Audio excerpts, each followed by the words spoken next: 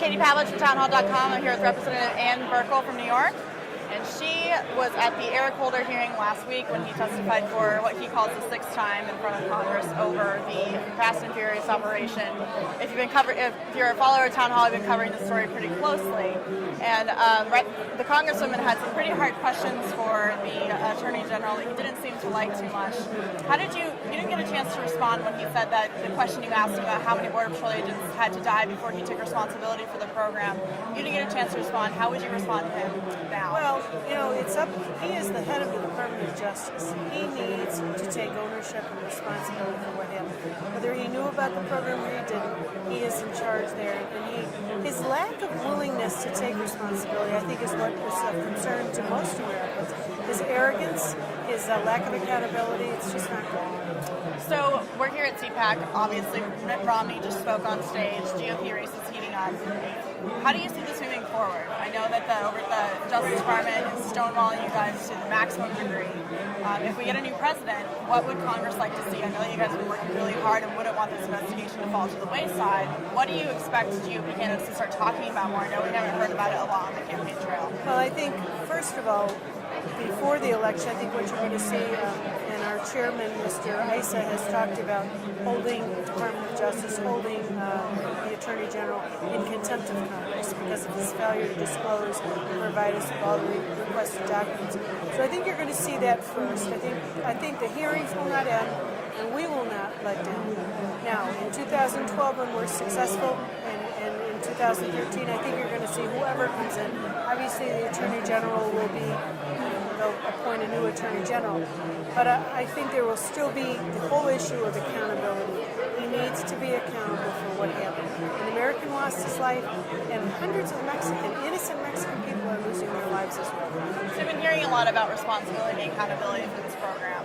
A lot of people don't really know what that means. Are we going to see criminal charges brought down on some of the people who were involved in this investigation, in this operation? And that is what my question was to the Attorney General, and that's what the family of Brian Terry asked of us. Make sure that there is a net that is deep enough and broad enough to get everyone in who was responsible for this, and to make sure they're held criminally liable because of their negligence of this, and letting the guns walk, that there would be some criminal element to that. That would be for another court to decide. But the important thing is, as the head of the Justice Department, he takes ownership and responsibility for what happened. So I know a lot of the frustration on our end is that the mainstream media isn't covering this like they would cover it. We've heard from the minority on the Oversight Committee that they try to paint this as a Bush program. We both know that's not true. But we also know that if this would have happened under a Republican administration, it would have been headline news, front page of the paper every day.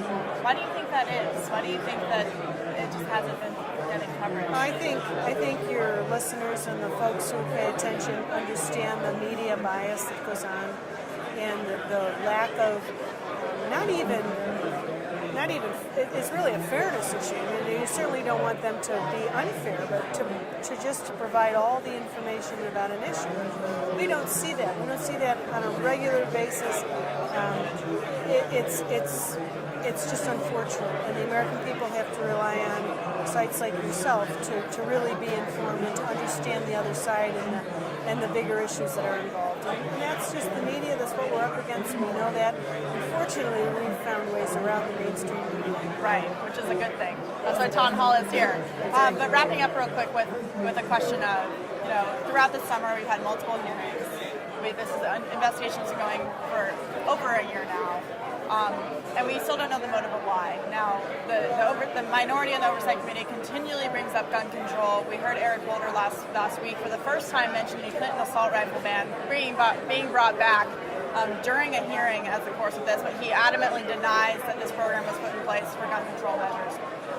Do we have a reason why? I mean, all the whistleblowers say that gun walking techniques are never used in law enforcement.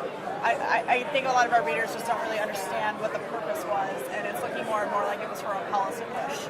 And I think many would agree with you. When we had a series of hearings, one of the hearings was with Border Patrol agents, so Brian Terry's colleagues, and they said to us, we've never seen a program implemented or executed like this where they let the guns walk. We've never seen that happen before.